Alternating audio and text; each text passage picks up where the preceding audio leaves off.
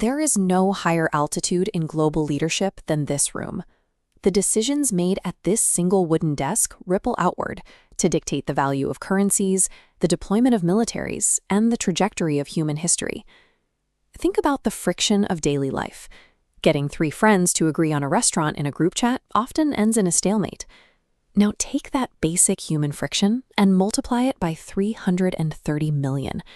You are managing a multi-trillion-dollar economy, sprawling infrastructure, and competing factions who disagree on almost everything. When the average citizen looks at the gap between their everyday life and that ultimate seat of power, the distance feels mathematically impossible to cross. The role appears shrouded in mythology, suggesting that presidents are chosen by fate. But the path to this room is a matter of scale, built on a predictable sequence of stages. When we view the presidency as the final level in a manageable system, the mystery evaporates. It's too easy, bro. At least it is once the architecture of the climb is exposed. The presidency is the final result of a chronological, step-by-step formula that any dedicated citizen can initiate. It is a journey of relentless scaling that begins at the most basic level. Level 1 requires an individual to acquire a robust understanding of complex systems. Before a leader can govern a society, they must decode its history, economics, and law.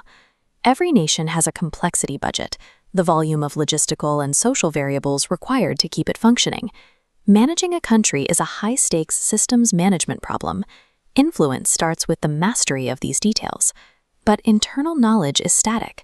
A leader must master communication translation, the ability to move a dense, complicated policy idea from their own brain into the minds of millions without losing clarity. This skill is tested in unforgiving arenas. In a TV news studio, under the heat of high-definition lights, a single stutter or a poorly explained idea can terminate a career in real time. Self-education and articulate speech form the minimum barrier to entry. Without them, a person's influence cannot expand beyond their own mind. Moving to the second level requires ownership. While a passive citizen identifies a problem and waits for a solution, a leader takes responsibility for the fix. This stage is defined by unglamorous physical community service. Packing donation boxes and organizing neighborhood projects serves as the first true proving ground, where theoretical leadership meets human reality. Local government provides a laboratory for bureaucratic management. City councils and mayoral roles offer a chance to manage municipal budgets and navigate the friction of public debate on a small scale. State-level politics further increases the radius.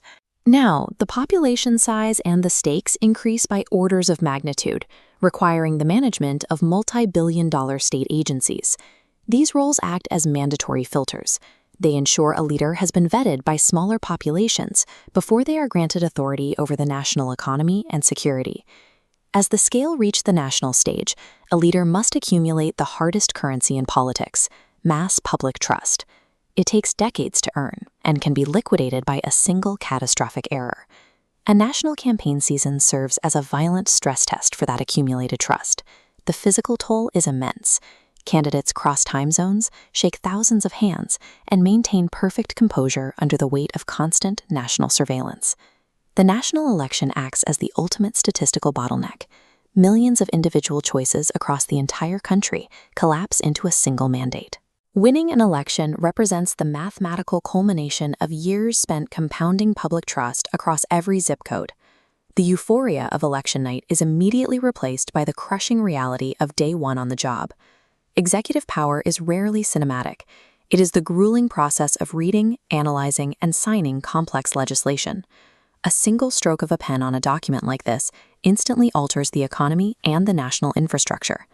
The scope expands to global crisis management. The president meets with world leaders and military advisors to align national interests against international threats in real time. Every president began as an ordinary citizen, a teacher, a soldier, or a community volunteer, who mastered the requirements of each level in sequence.